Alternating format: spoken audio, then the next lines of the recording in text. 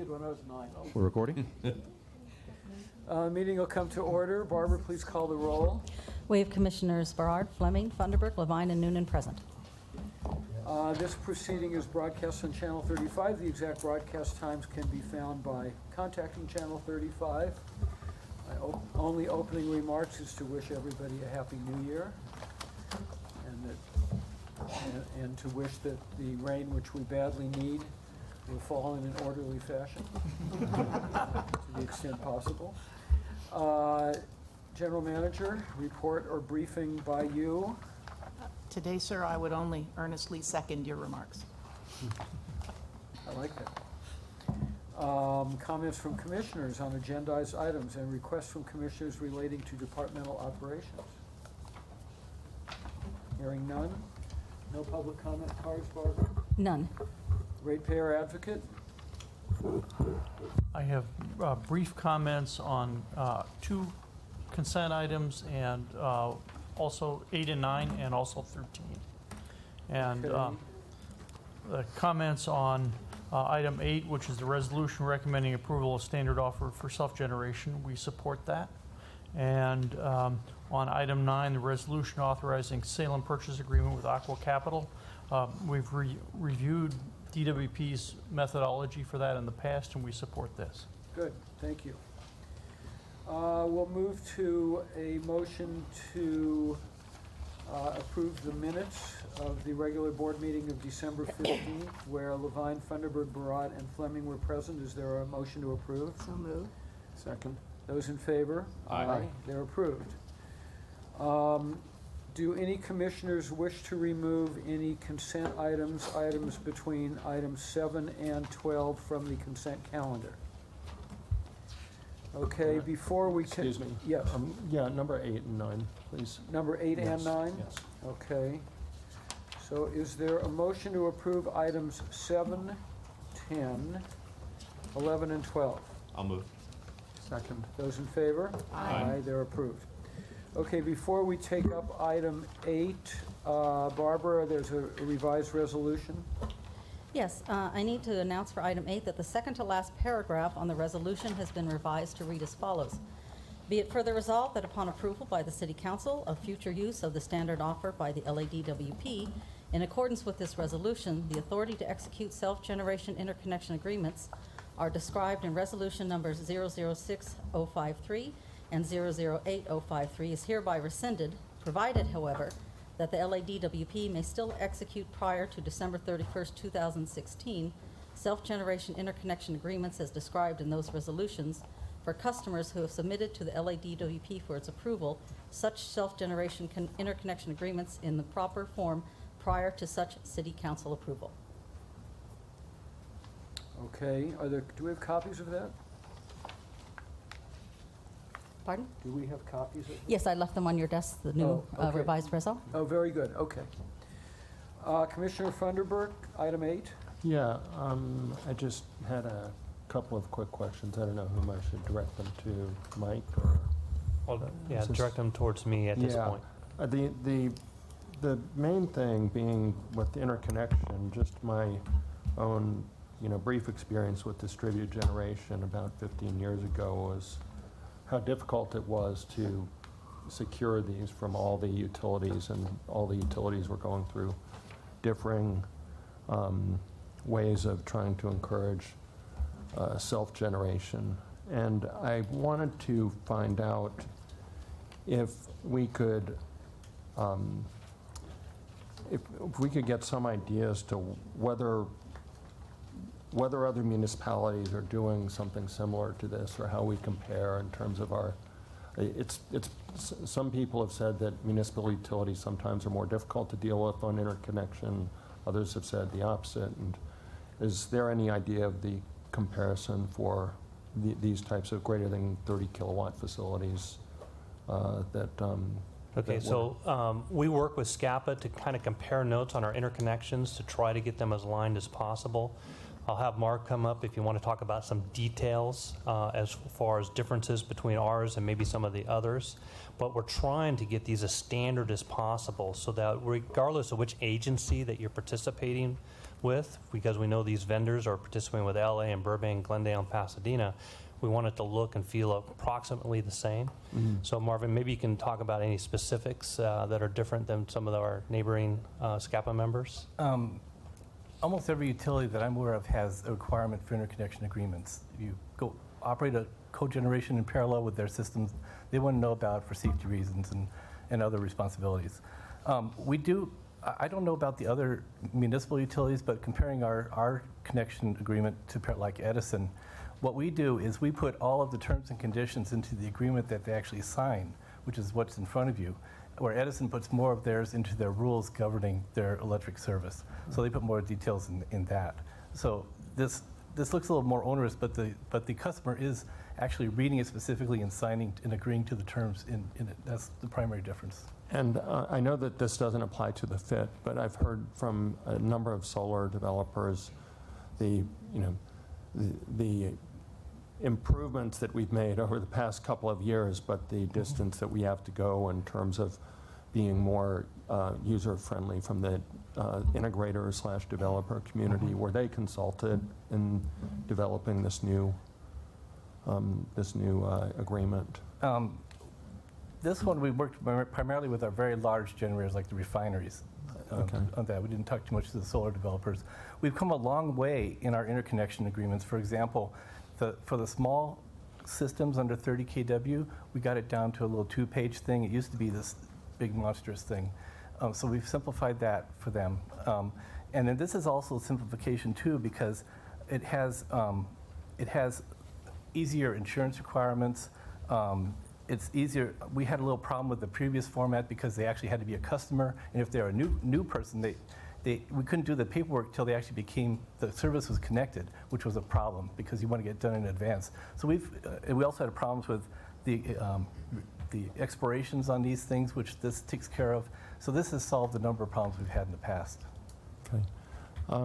I mean, if we do this again, it would be helpful to me just to have just a more, maybe in a table form, some, what other people are doing, just to understand what the analysis was to reach the conclusion that, I guess, the RPA has also blessed it, that this is reasonable and this is standard in the industry, and we're kind of making strides at trying to make the process as streamlined as possible. Okay. Appreciate it. Thanks, Thank Marvin. you. Thanks. Any other comments or questions on item 8? Is there a motion? I'll move. Second. Those in favor? Aye. It's approved. Commissioner Funderburk, item 9.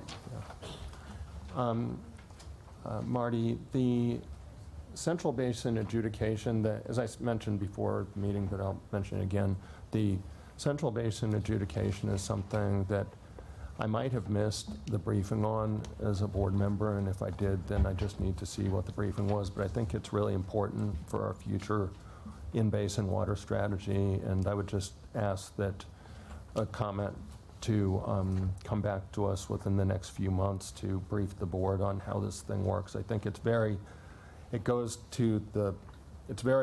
important, from what I understand, also as a piece of our stormwater capture strategy, because we have, there are some provisions that allow us to put into the groundwater table quantities of rainwater that we gather, and we're able to take that out.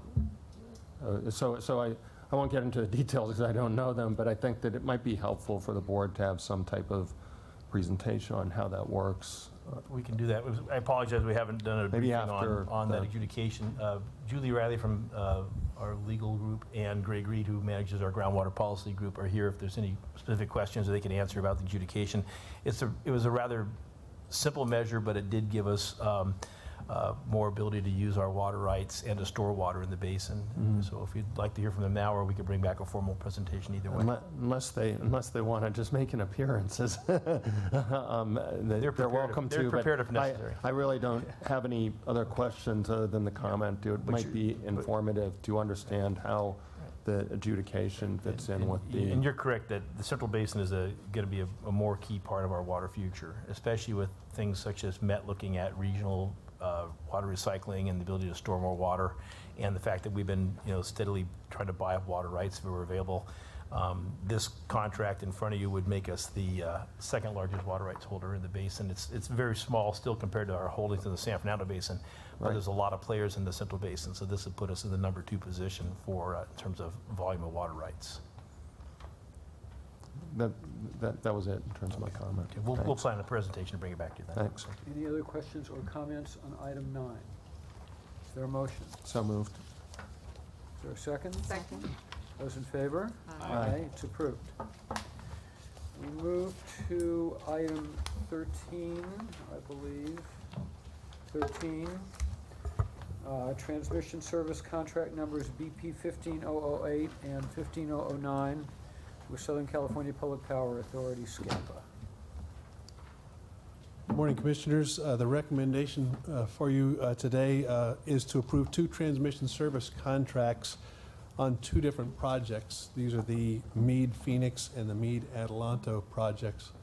And roughly this provides for just a little over 200 megawatts of additional capacity on about 600 miles of transmission lines that reach into the southern Nevada area as well as into the Arizona area. And we see that as we work towards a 50% renewable portfolio standard and continue to work to there, we believe it's going to require a combination of local resources as well as remote resources. This opportunity came up as far as an offering to purchase this additional capacity.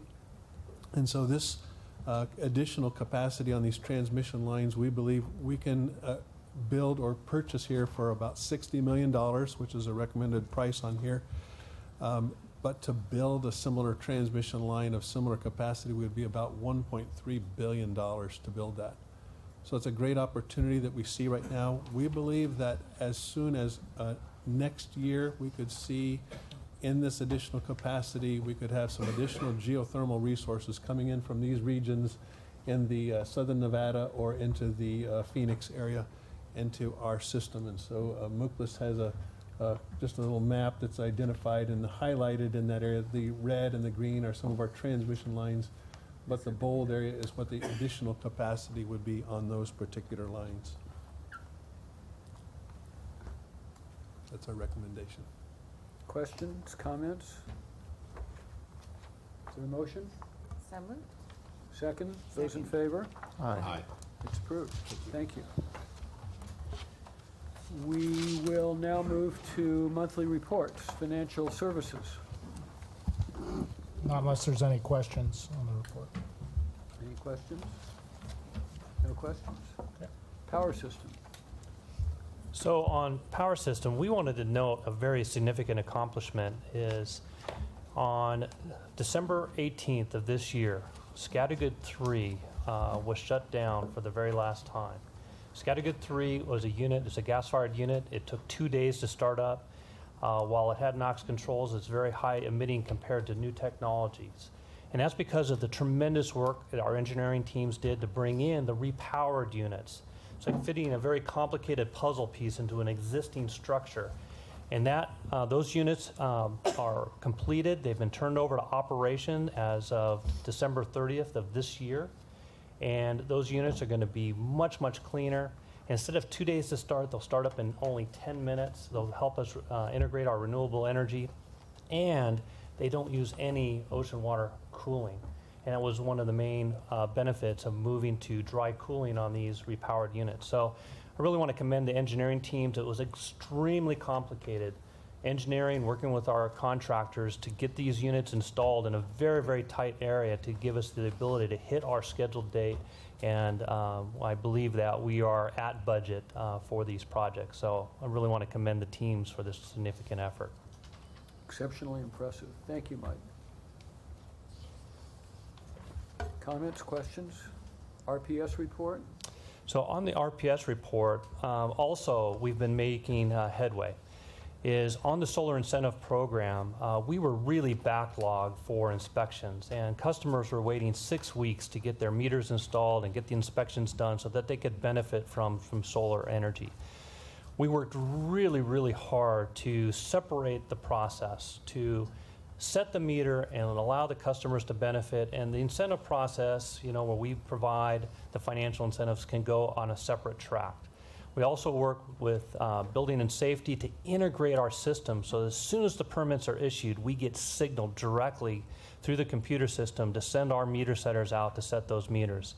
So in the month of December, we doubled the number of applications. So we were overwhelmed with applications, but even with the number of solar applications, we beat our backlog from a 6-week delivery schedule to 3 weeks, and we expect over the next 2 to 3 weeks we'll be well under the 2-week target that we've always had. So the teams have done a tremendous job, and it's because of the hard work to change the process and rethink the process that we're benefiting from that. So I want to commend the teams for that hard work that's really been since August we've been working to get this thing done, and they've done it. Excellent, excellent. Comments? That leaves us headed into closed session, council. Yes.